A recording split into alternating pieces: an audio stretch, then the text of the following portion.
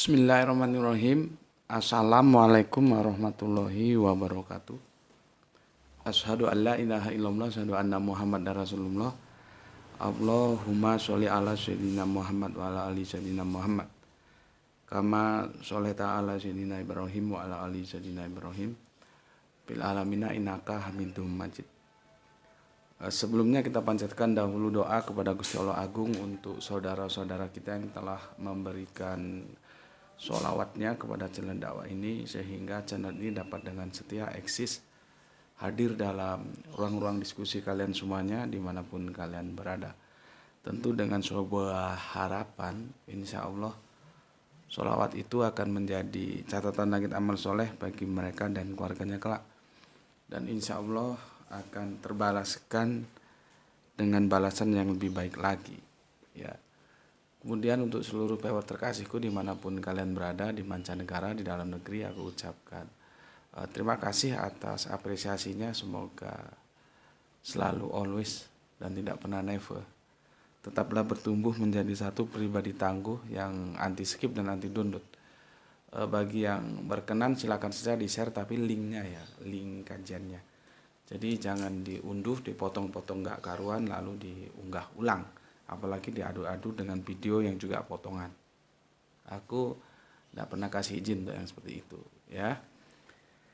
Selanjutnya dari kalian semuanya juga aku nggak bisa sebutkan satu persatu namanya. Terima kasih atas doa baiknya untukku dan keluarga, dan semoga kebaikan doa itu juga tercurahkan untuk kalian semuanya. Sebagai sesama saudara kita saling mendoakan dalam kebaikan, dan insya Allah doa kita bagian dari sekian banyak doa yang dikabulkan oleh Gusti Allah Agung. Amin amin ya robbal alamin. Kemarin kita masuk sesi keberapa ya? Lupa aku. Sesi kedua ya? Sesi keberapa? Sebentar. Iya, sesi kedua dari YHWH ke Allah ke Bapa ya. Cuman kita belum masuk ke landasan teologisnya, yaitu Alkitab dan Al-Qur'an ya. Kita masih masuk ke landasan rasionalitas ya. Rasionalisnya seperti apa itu kemarin kita bahas dari seri 1 dan seri 2 ya. Sekarang aku sebelum melanjutkan akan aku bacakan dulu komen yang masuk dari kalian. Ini pertama dari Kang Mas Nurkolis ya. Alhamdulillah Brebes hadir ngaji, salam sehat selalu dan salam Islam rasional guru. Oke, salam Isra juga untukmu ya, untuk semua saudaraku yang ada di Brebes. Kemudian Agitya Karis, ikut kembali Tuan Guru ke kajian Isra, membedah akal, meluruskan nalar. Mantap. Ini sekarang tinggal di Semarang dia, dari Jakarta sebetulnya ya. Sangat menarik Gus pembahasannya, yang jarang dikupas, tuntas dan mahal. Oke, terima kasih atas apresiasinya ya, dan semoga selalu ada saja yang bisa diambil menjadi tambahan-tambahan akselerasi kecepatan pengetahuan kita ya dari kajian-kajian ini. Oke, selanjutnya Aki Beben. Sungguh tepat Prof. Dr. D. Ehram ya katakan tentang Bible ya. Ya memang dia ada bukunya itu tentang Bible ya. Itu bagus penelitian dia. Jika Allah telah bersusah payah mengilhamkan firman-Nya ke dalam kitab suci, kenapa Allah tidak mampu mengilhamkan agar ayat-ayatnya tidak dirubah? Karena itu Ehram murtad dari Kristen dan jadi agnostik. Agnostik itu orang yang bertuhan tapi tidak beragama. Ya, dia percaya ada Tuhan tapi dia tidak ada agama. Sayangnya pencarian Ehram ini berhenti di situ. Coba dia seperti Dr. Martin Link itu, dia akan berlabuh ke Islam, dan alhamdulillah dokter sekarang sudah ada bukunya itu ya, mungkin edisi baru ya, bukan edisi baru, tapi ya covernya yang baru bisa jadi. Dia menulis sirah tentang Kanjeng Nabi itu bagus ya. Ketika nulis itu apa sudah profesor atau masih dokter gue lupa. Dan itu sebenarnya nggak sengaja, dia datang ke Mesir untuk berlibur mengunjungi temannya yang jadi dosen di Al Azhar.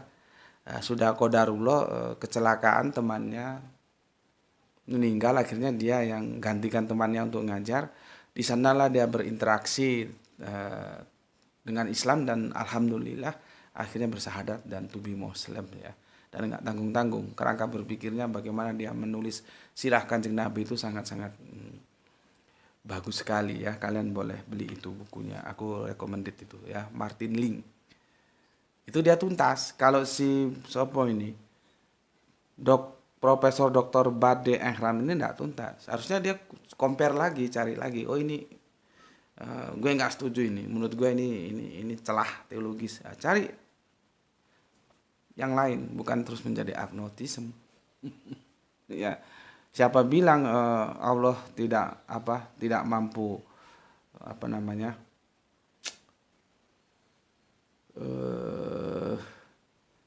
melindungi kitab sucinya? Ya mampu dong, orang dia maha mampu. Ya, oke.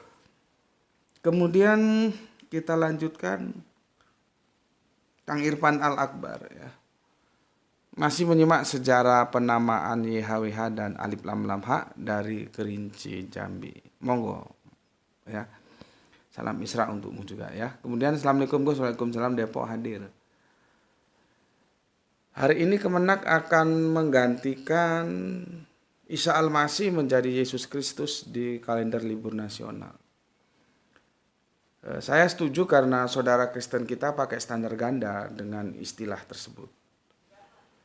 Sepengetahuan saya, di kita ini kan ada kata serapan termasuk Yesus Kristus dari bahasa Yunani, sedangkan Isa Al-Masih dari bahasa Arab.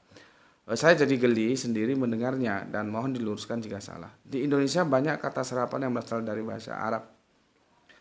Dan lucunya dipakai saudara Kristen kita, contohnya Allah, Alkitab, Roh Kudus, Tobat. Mohon tanggapannya, Gus. Terima kasih, salam Isra. Oke, salam Isra.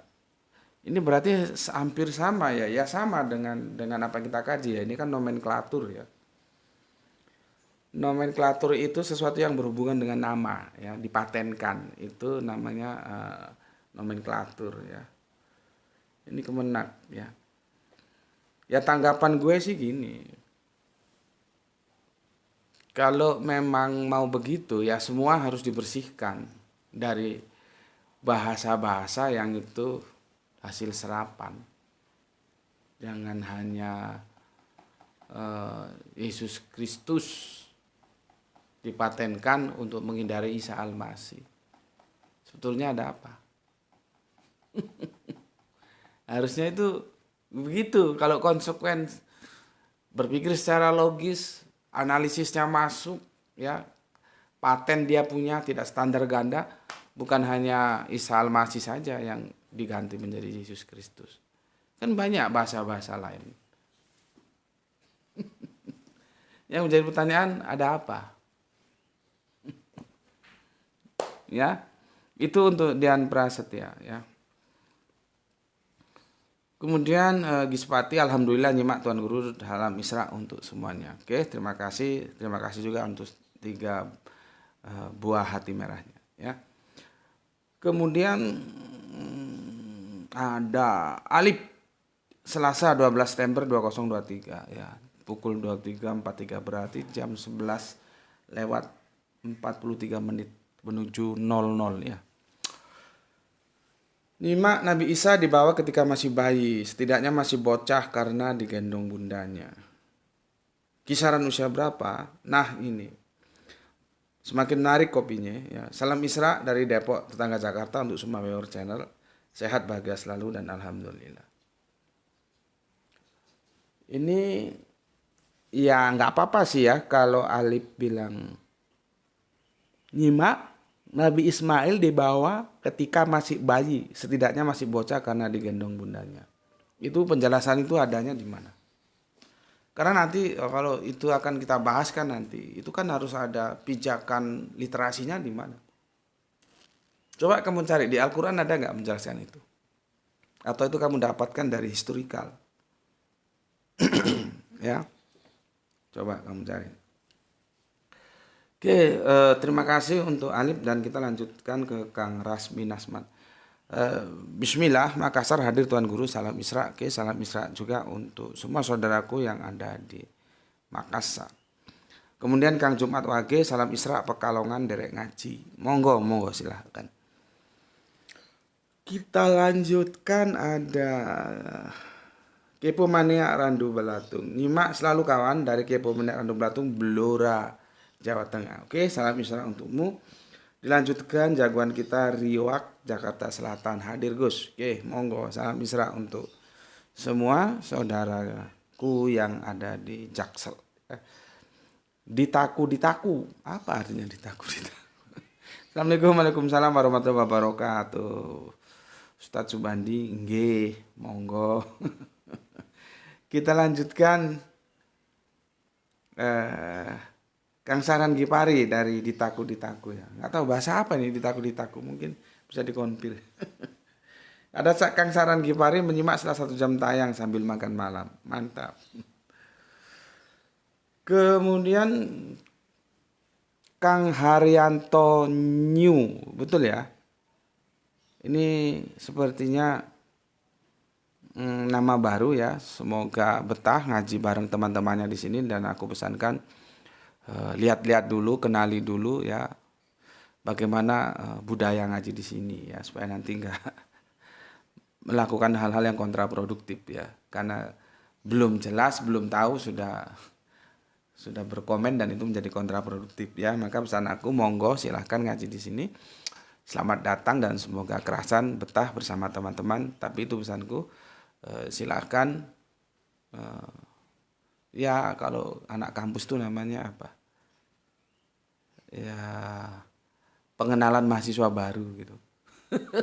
Ospek. Ya, ospek dulu, dipahami dulu, dikenali dulu bagaimana budaya ngaji di sini supaya nggak terkaget-kaget ya. Supaya tidak ada hal-hal yang kontraproduktif. Oke, aku terima kasih untuk Kang Haryanto New ya. Tulisannya begini, Haryanto New. Assalamualaikum Gus, waalaikumsalam. Tolong bahas isu yang sedang hangat tentang perubahan nomenklatur hari libur nasional dari Isa Al-Masih menjadi Yesus Kristus. Yang sedang dibahas Kemenak, ada apa di balik itu? Matur nuwun. Oh, begitukah? Oke, terima kasih, salam Isra untuk Kang Mas Haryanto New ya. Haryanto New ya, mantap juga namanya. Kita lanjutkan Kang Hemran Natawijaya, assalamualaikum warahmatullahi wabarakatuh. Hadir nyimak, salam Isra buat semuanya, salam Isra juga buat semuanya. Lalu ada Bapak Abdul Muluk ya, assalamualaikum, waalaikumsalam dari Sejang Nyimak Gus, terima kasih. Oke, kembali kasih ya, salam Isra juga untuk semuanya. Kemudian Dian Yuda Semarang ya, assalamualaikum warahmatullahi wabarakatuh. Izin ngaji Gus. Monggo silakan ya. Salam Isra untuk semua saudaraku yang ada di sana. Kemudian Kang Wahyu Junaidi. Assalamualaikum Gus, waalaikumsalam. Dengar-dengar pemerintah dalam hal ini Menteri Agama akan merubah kenaikan Isa Al-Masih menjadi kenaikan Yesus Kristus. Sudah dengar Kak Gus? Ini dengar dari kalian-kalian ini ya. Jadi ingat JM pernah bilang, itu nanti take off-nya akan bermasalah antara Galilea atau dekat Bukit Tabor. Itu sudah kita. Repot memang ya. Catatan Injil itu tidak akurat ya. Betania, Galilea, nanti masih ngeles lagi. Itu dekat, bukan Betania. Oke lah, taruh dekat. Ya. Tapi ya enggak apa-apa, sudah kita hanya menyampaikan biar mereka yang menentukan sikap ya. Yang jelas catatan dari perjanjian baru ya tidak akurat. Seperti yang aku bilang sebetulnya enggak begitu ya. Itu adalah sebuah cerita yang dibangun untuk membentengi moralitas pengikut Kanjeng Nabi Isa itu para murid supaya tidak down gitu loh. Semakin kesini makin sini dianggap itu faktual, padahal enggak. Ya. Yang jadi masalah ketika dongeng-dongeng itu masuk lewat ahli kitab ke perspektif Islam di Mekah Madinah diserap, mayoritas Islam pun percaya juga Yesus naik ke langit nanti turun lagi, kan jadi kacau. Ya, dan itu sudah kita bahas. Oke, terima kasih untuk Kang Haji Junaidi. Kita lanjutkan Kang Juwanto. Assalamualaikum warahmatullahi wabarakatuh. Waalaikumsalam. Cirebon dikit ngaji Gus. Salam Isra. Oke, salam Isra juga untukmu dan untuk semua saudaraku di Cirebon. Kita lanjut ke Surabaya, ada Laskar Gue Selarong. Assalamualaikum. Waalaikumsalam.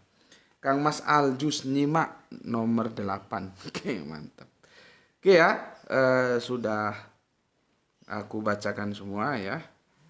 Aku coba memberikan apresiasi ya kepada Kang Haryanto New karena rubrik ini juga sempat disenggol oleh dua saudara kita, berarti ada 3 viewer yang membicarakan tentang nomenklatur ini.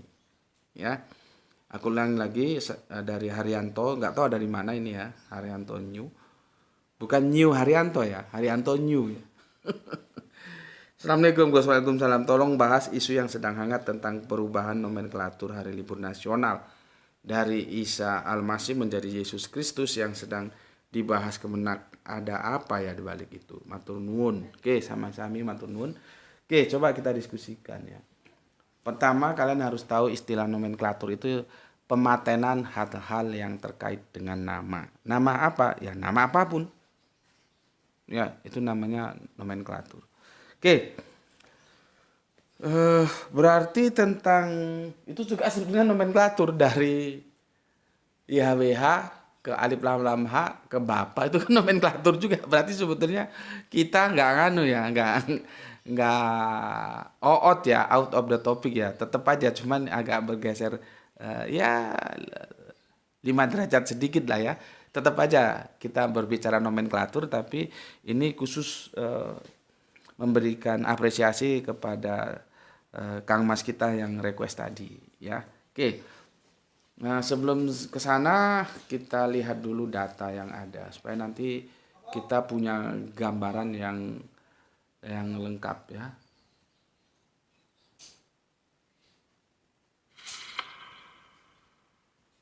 Atas usulan dari Kementerian Agama terkait dari istilah yaitu Isa Al-Masih akan dirubah menjadi Yesus Kristus.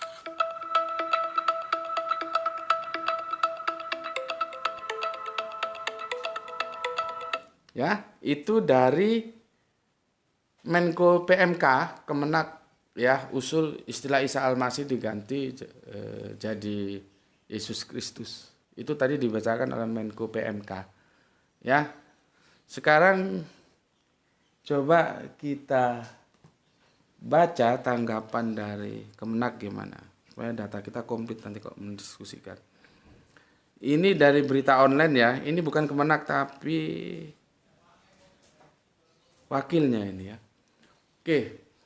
Perubahan nomenklatur nama hari libur dari kenaikan Isa Al-Masih menjadi kenaikan Yesus Kristus disebut merupakan usulan dari umat Kristen dan Katolik. Jadi pihak saudara kita sendiri yang usul.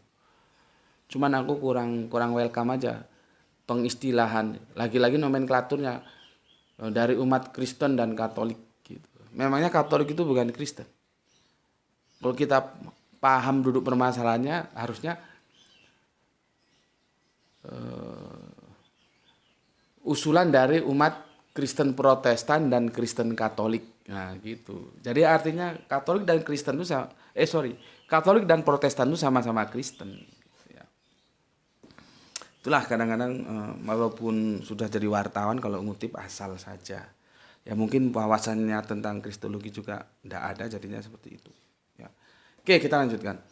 Hal ini diungkapkan Wakil Menteri Agama, jadi Wamenak bukan Menteri Agamanya ini, yang bernama Saipul Rahmat Dasuki dalam konferensi pers usai rapat tingkat Menteri Penetapan Hari Libur Nasional dan Cuti Bersama tahun 2024 di Kemenko PMK Jakarta Pusat yang tadi sudah kita dengar langsung penjelasan dari Kemenko PMK. Ini dulu bekas Kemenko PMK itu bekas dosen, ya. Kemudian gue masa mudanya kenal, bekas dosen, karirnya naik jadi rektor di UMM ya, Universitas Muhammadiyah Malang. Selesai rektor langsung jadi masuk dalam lingkaran kekuasaan. Ya bagus, aslinya Madiun ini, ya. Oke, aku lanjutkan. Sampai mana tadi ya? Ini usulan dari umat Kristen dan Katolik agar nomenklatur itu justru diubah, kata Saipul dalam konferensi pers Selasa. Saipul menyampaikan perubahan nomenklatur merupakan sebagian dari yang diyakini umat Kristen dan Katolik, yaitu ada hari kelahiran Yesus Kristus, wafat Yesus Kristus, dan kenaikan Yesus Kristus.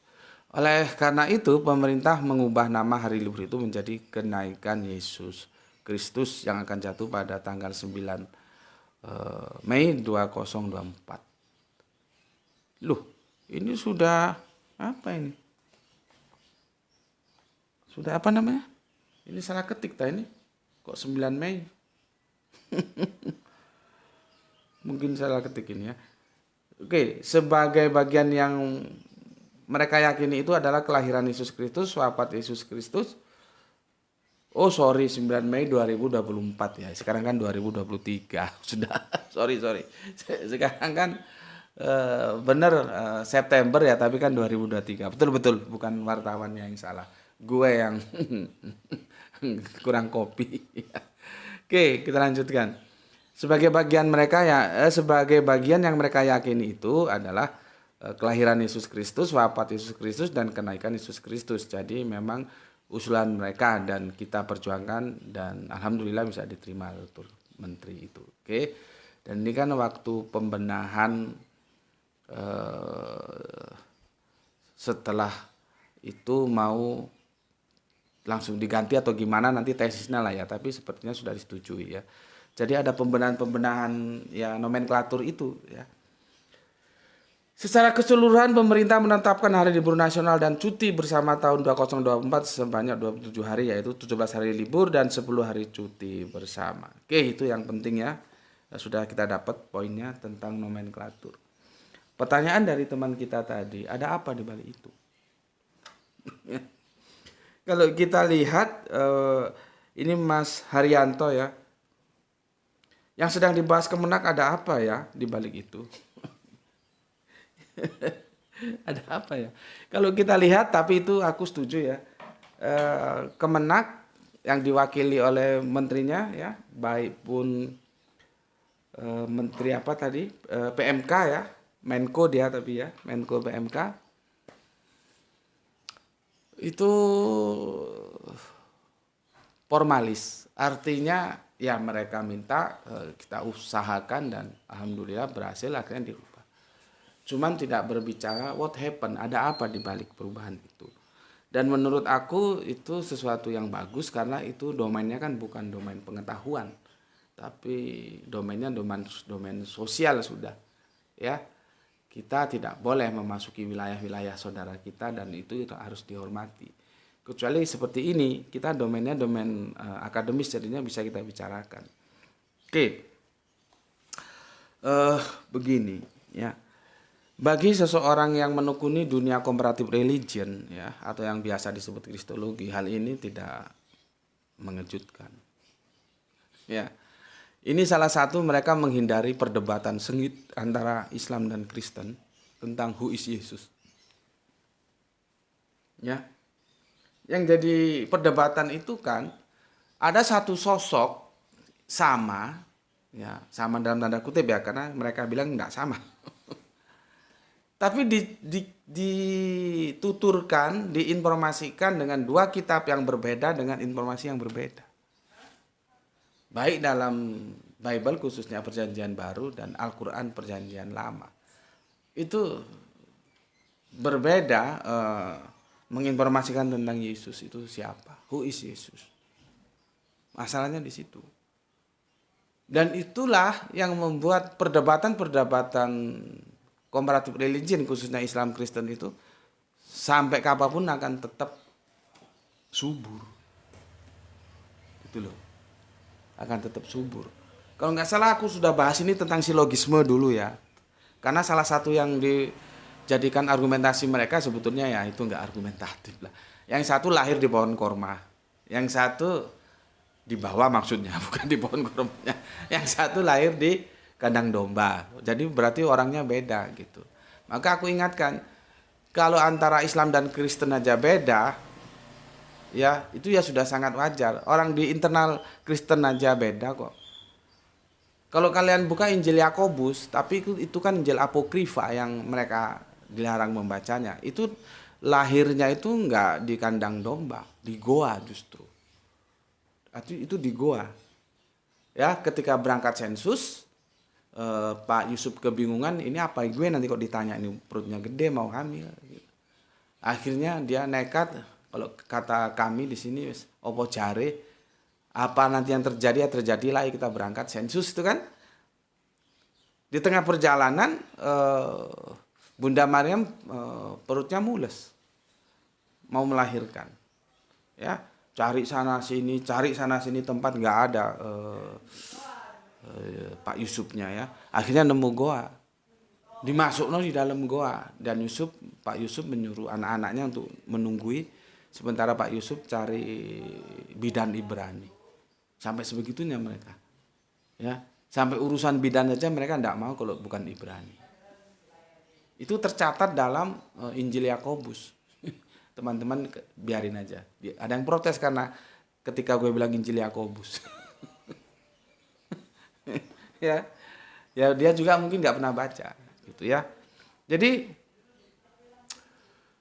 dalam perspektif Kristen, kalau pijakannya lokus kelahiran, ya, yang itu diajukan yang sudah kita bahas dalam silogisme itu sebetulnya tidak sesuatu yang tidak perlu diramaikan. Karena apa?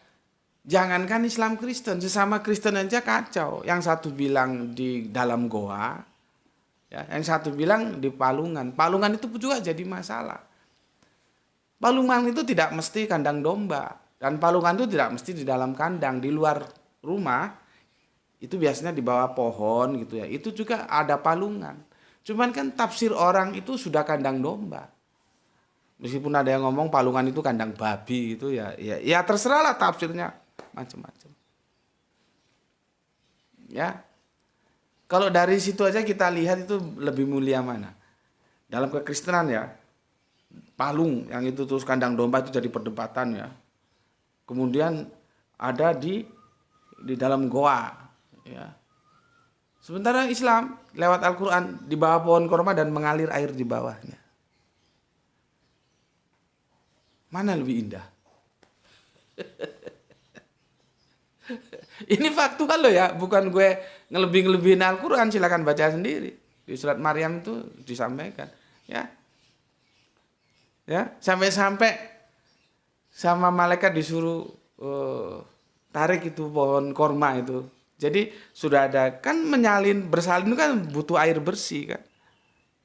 Nah, ini di palungan tempat kotor, tempat binatang.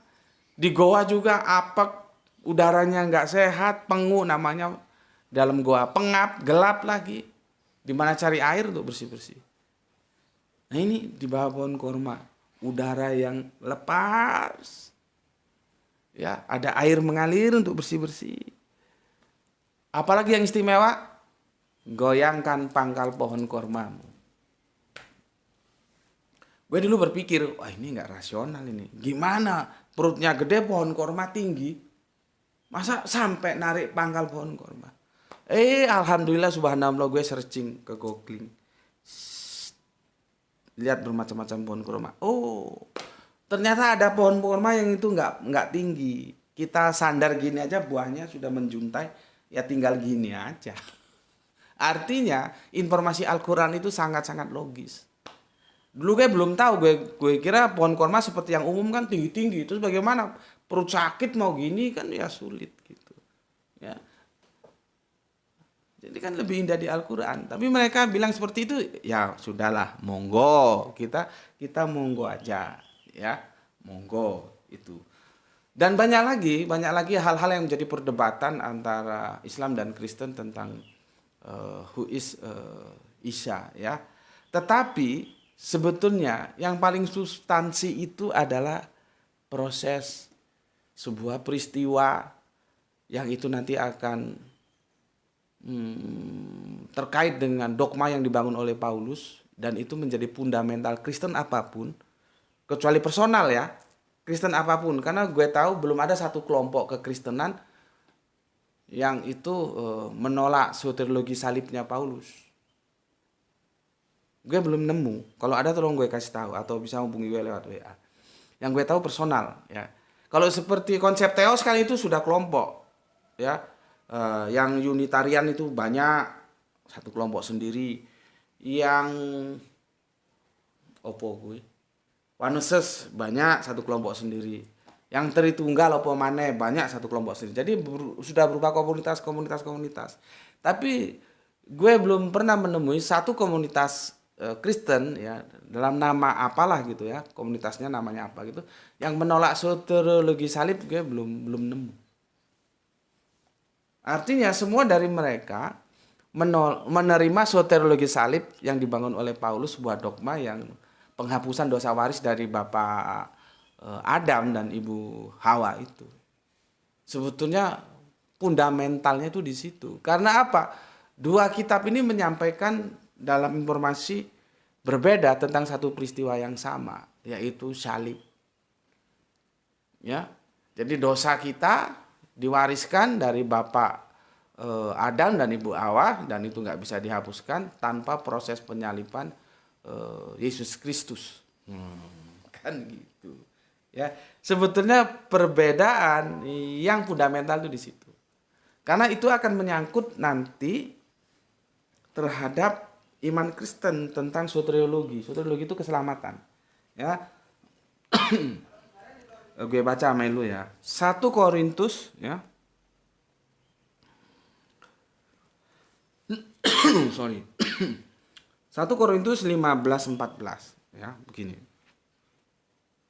Tetapi andai kata Kristus tidak dibangkitkan, maka sia-sialah pemberitaan kami dan sia-sialah juga kepercayaan kamu. Ya, kamu orang-orang Kristen maksudnya. Ya. Kita turun lagi ke bawah, ada sekitar 3 ayat ke bawah ya. 1 Korintus 15:17 ya. Dan jika Kristus tidak dibangkitkan ya, maka sia-sialah kepercayaan kamu dan kamu masih hidup dalam dosamu. Yang dibangkitkan itu pasti mati dulu. Matinya Yesus Kristus lewat penyaliban. Dalam perspektif perjanjian terakhir yaitu Al-Quran, penyaliban itu dimentahkan. Tidak ada penyaliban itu. Ya.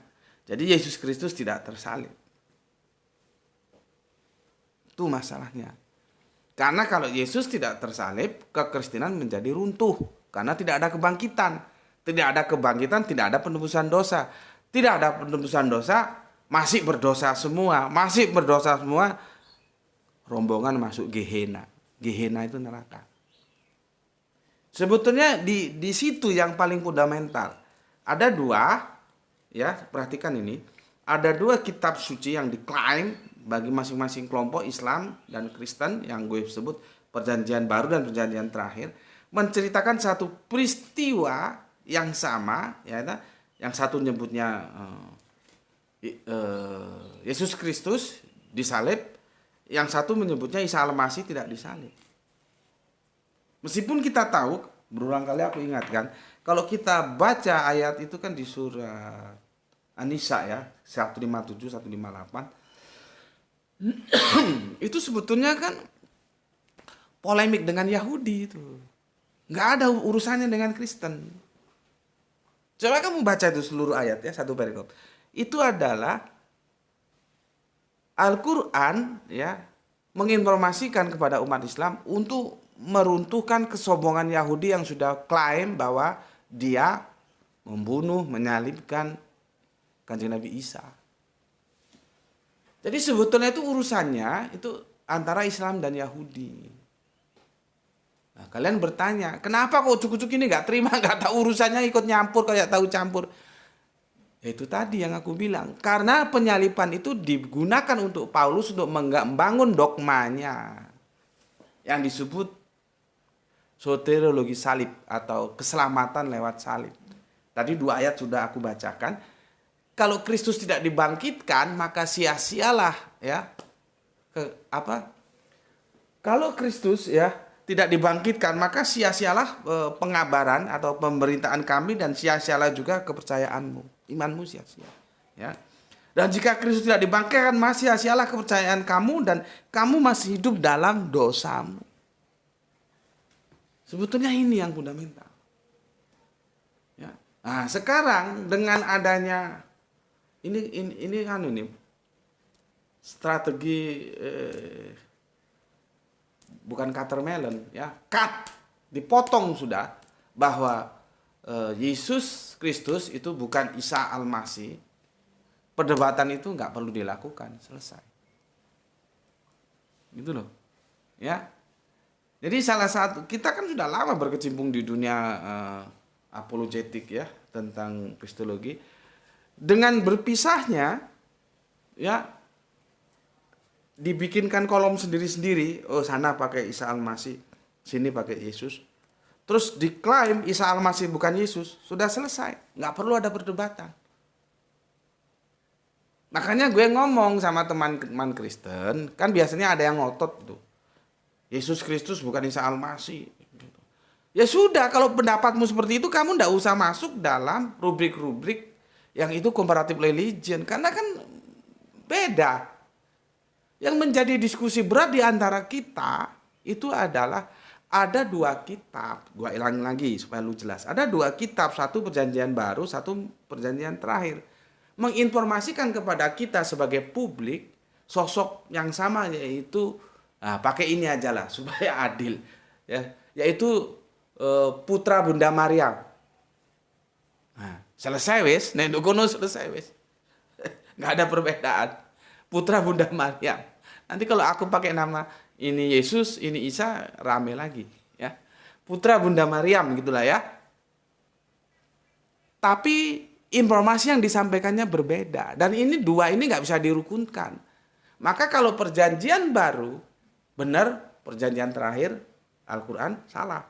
Sebaliknya, kalau perjanjian terakhir Al-Quran yang benar, maka perjanjian baru salah. Ini bukan main-main ini. Nah, itu mau dihindari. Ya nggak apa-apa sih.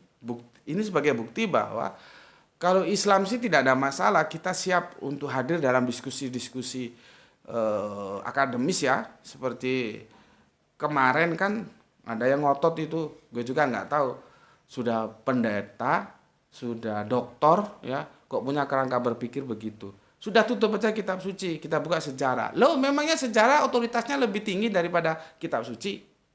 Kan jadi aneh. Dia mengajukan Josephus Flavius. Gue tanya, memangnya Josephus Flavius itu ngelihat di bawah salib Yesus ketika Yesus disalib?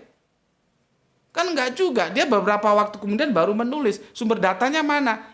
Informasi dari publik.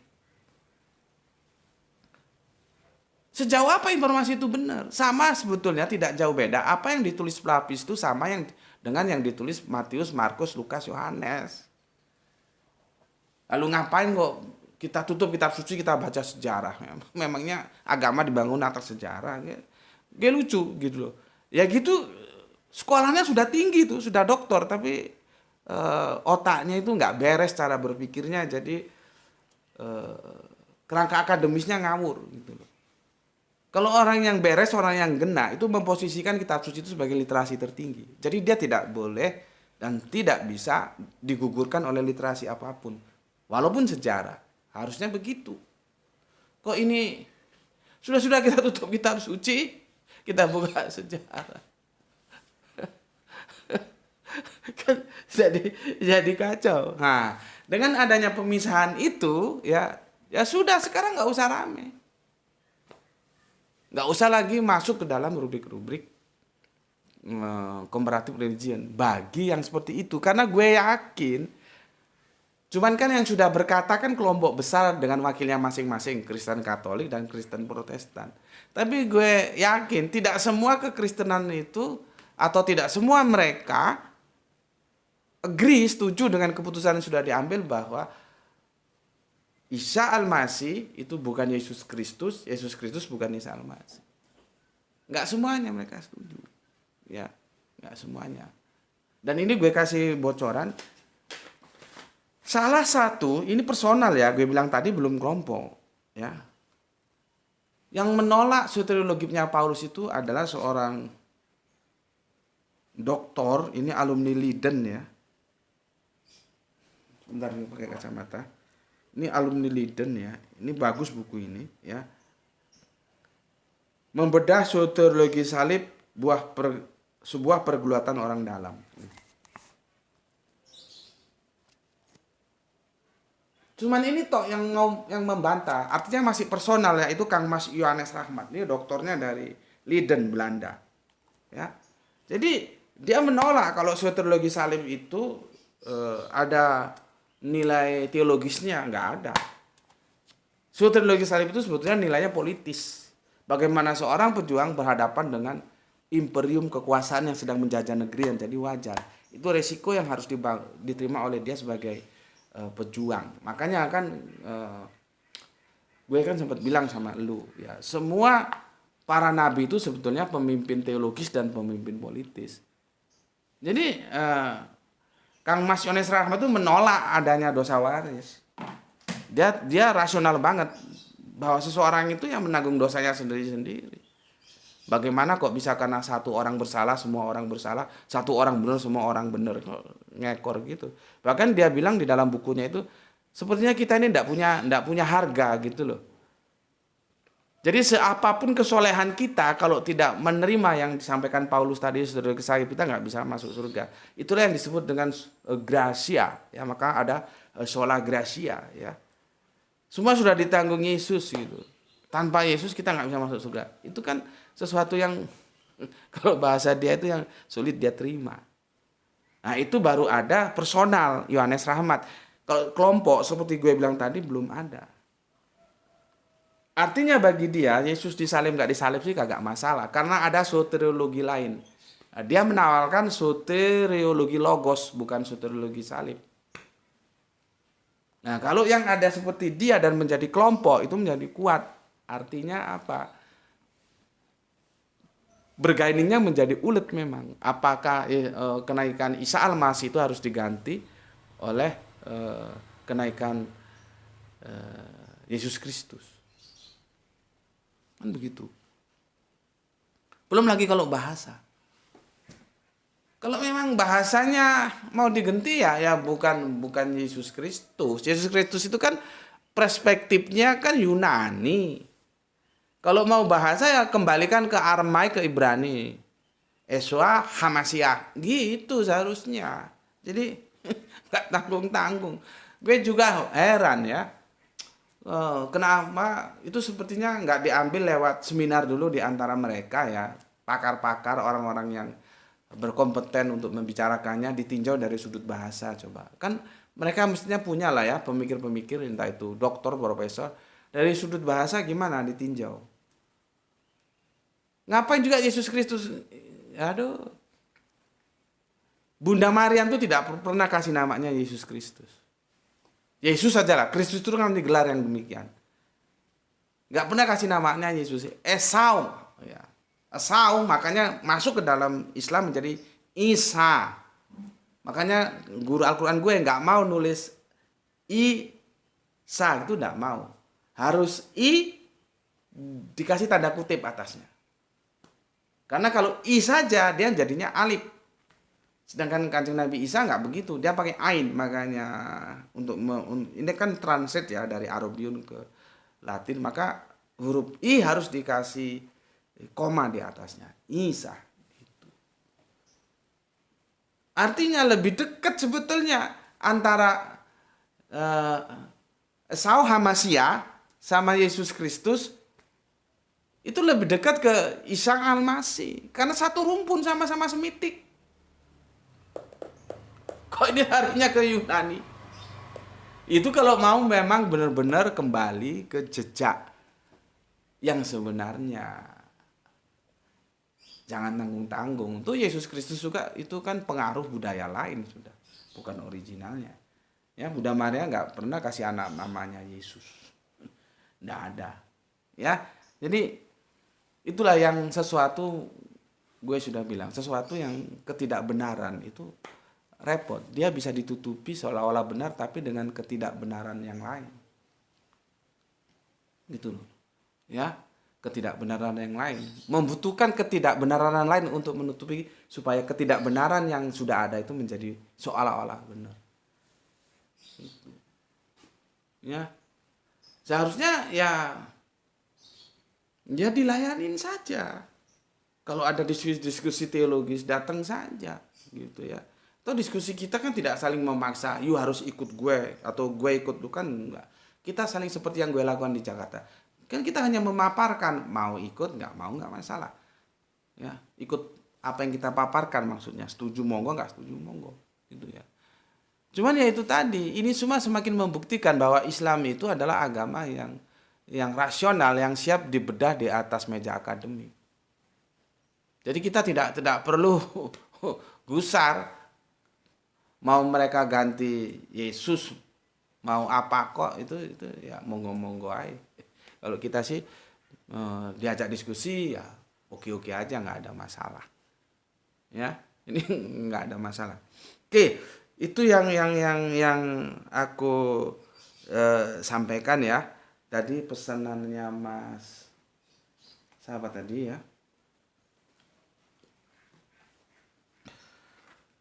Pesanannya Mas kita Haryanto ya. Jadi dibalik dari apa yang mereka upayakan yaitu menghindari kalau gue bilang konflik juga gimana ya, menghindari perdebatan Islam Kristen.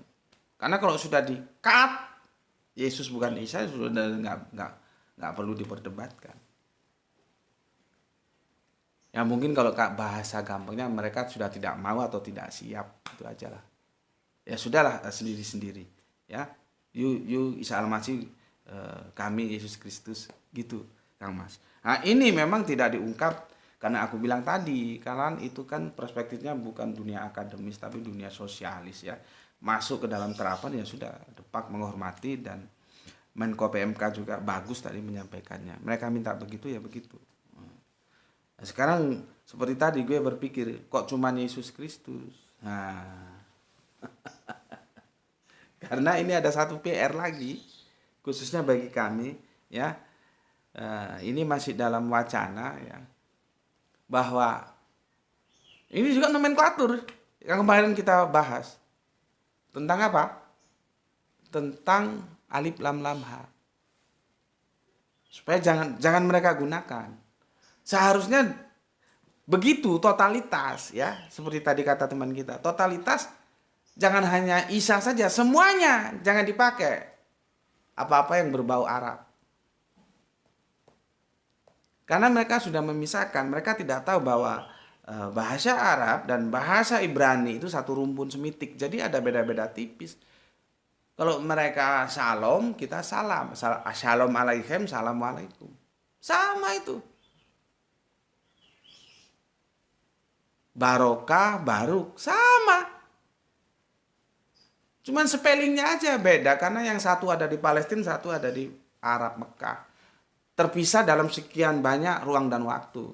Tetapi jejak-jejak kesamaannya masih bisa kita lihat. Gitu loh ya. Nah, kalau kita tahu ke situ, sebetulnya Yesus Kristus itu lebih jauh ke originalnya, lebih dekat ke Isa Al-Masih, karena Esau Hamasya. Kok tambah lari yang lebih jauh. kan jadi kacau. Nah, sekarang karena mereka tidak memasukkan nama Allah, ada satu pendeta namanya Pak, sudah sepuh tapi pemikirannya brilian. Pak siapa itu ya? Pak Yakob, tapi nama lengkapnya siapa gitu. Dia mengatakan Kembalikan saja Allah itu kepada saudara Islam kita karena itu milik mereka. Gitu loh. Yang repotnya kan kacaunya itu sudah Kristen ngambil dari Islam dirubah pula. Karena bagi kita yang sudah kita bahas kemarin kan proper name. Alif lam lam ha itu bukan kata ganti, bukan nama ganti. Itu proper name. Nama eksistensi bukan nama posisi.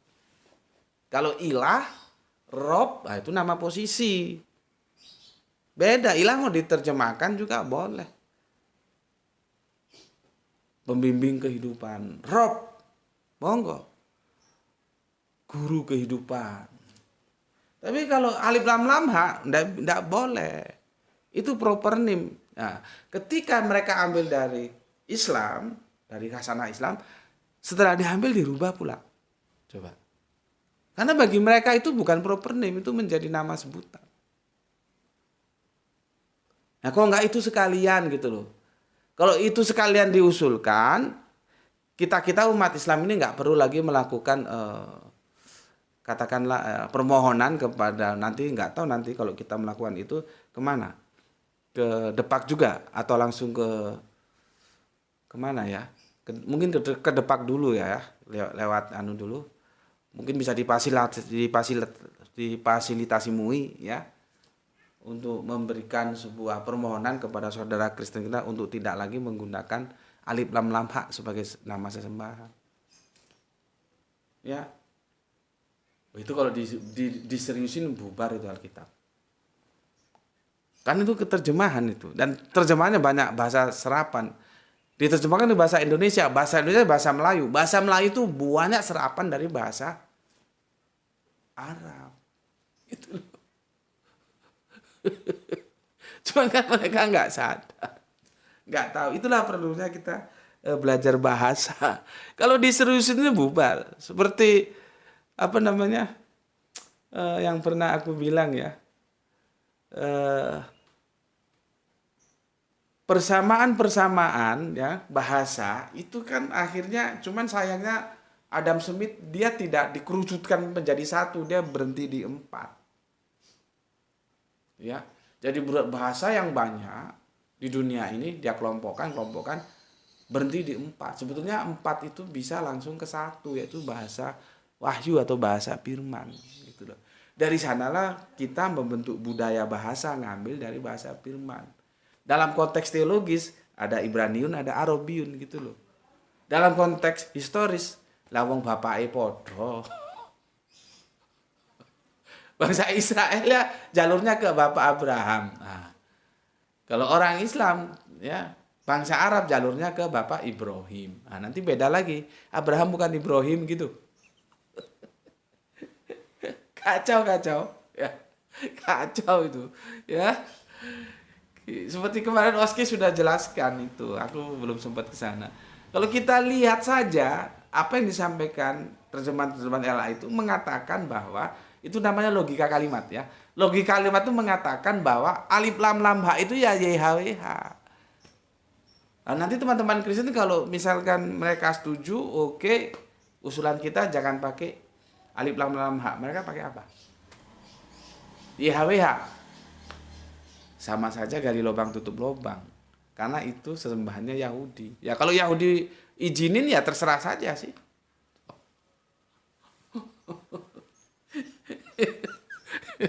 Jadi ini bola salju ya.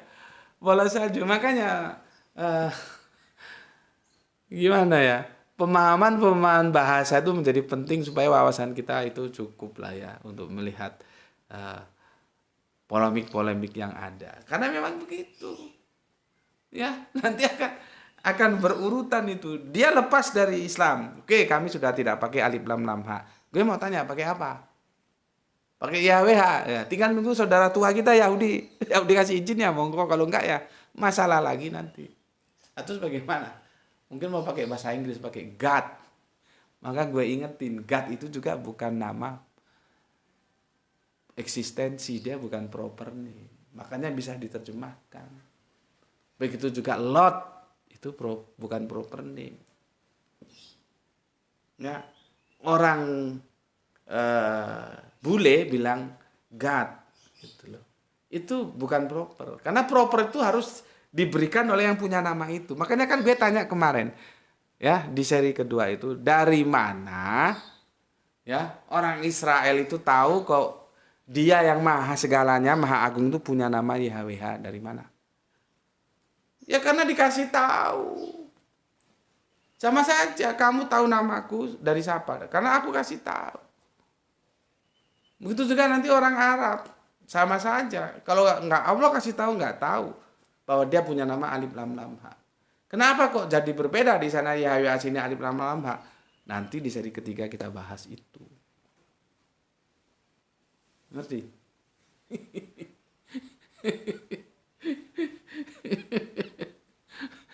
ya, ya. Jadi sejarah kebahasaan seperti itu. Nggak gampang. Ya, harus kita dengan bijak. Aku kira itu ya yang bisa aku sampaikan ya kepada kalian semua atas requestnya saudara kita ya,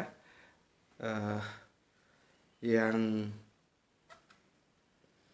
dia minta mensikapi dari apa yang terjadi ya, nomenklatur dari Kang Mas Haryanto dari mana? Tolong nanti disebutkan ya supaya silaturahmi kita semakin akrab, semakin bagus. Itu Kang Mas Haryanto ya, apakah itu memuaskanmu atau tidak aku tidak tahu ya. Tetapi aku dengan senang hati telah merespon requestmu dan semoga tajuk yang kamu request itu menjadi menambah wawasan bagi kita semua yang ngaji di sini ya. Intinya pertama ya, ketika itu sudah terpisah, Yesus bukan Isa, Isa bukan Yesus, teman-teman Kristen yang menerima itu keputusan itu sudah tidak perlu lagi masuk di ruang-ruang diskusi. Nah, orang-orang yang sudah beda kok. Karena diskusi itu terjadi seperti tadi aku bilang, sosok yang sama diceritakan dengan dua kisah yang berbeda. Nah, kisah mana yang benar ini? Tuh. Ya. Kemudian yang kedua, seharusnya teman-teman Kristen Katolik dan teman-teman Kristen Protestan jangan tanggung-tanggung. Supaya kami nggak perlu nanti ngajukan usulan. Langsung aja ya sekalian. Kan itu juga masih termasuk nomenklatur. Bahwa kami tidak lagi menggunakan nama Alif Lam Lam Ha atau Allah. Aku ingat Pendeta Yakub Sulistyo yang mengusulkan itu dari saudara kita Kristen. Ya, beliau mengusulkan kasihkan saja sama orang, sama saudara Islam kita karena itu memang milik mereka. Ya, pokoknya itu disampaikan sekalian sehingga kita tidak perlu nanti ngajukan usulan. Ya, oke. Berikutnya yang menjadi intipati, ya kenapa sih harus begitu? Ya dogma tadi itu. Ya, kita mengatakan tidak tersalib sosok itu dan mereka mengatakan tersalib.